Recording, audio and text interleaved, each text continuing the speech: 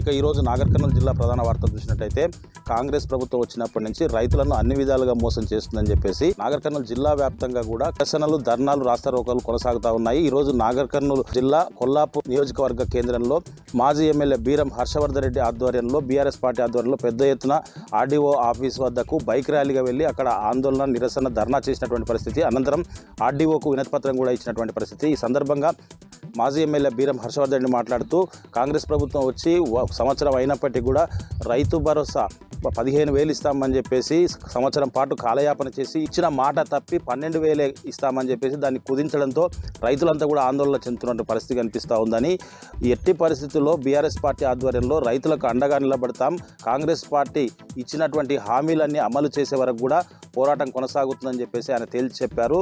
రైతు భరోసా 15,000 ఎట్టి పరిస్థితుల్లో ఇవ్వాలని, లేని పక్షంలో బీఆర్ఎస్ పార్టీ ఆధ్వర్యంలో కొల్లాపూర్ నియోజకవర్గంలో పెద్ద ఎత్తున ఆందోళన చేస్తామని చెప్పేసి కూడా బీరం హర్షవర్ధన్ రెడ్డి చెప్పినటువంటి పరిస్థితి కనిపించింది.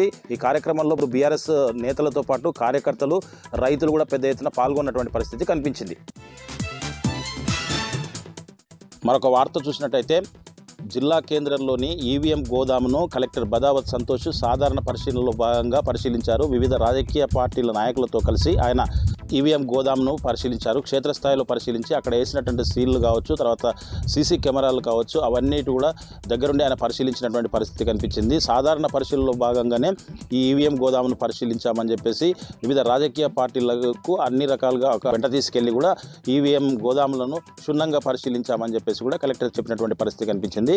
ఈ కార్యక్రమంలో వివిధ రాజకీయ నాయకుల పార్టీలతో పాటు పలువురు అధికారులు కూడా, సంబంధిత అధికారులు కూడా పాల్గొన్నటువంటి పరిస్థితి జిల్లా కేంద్రంలో కనిపించింది.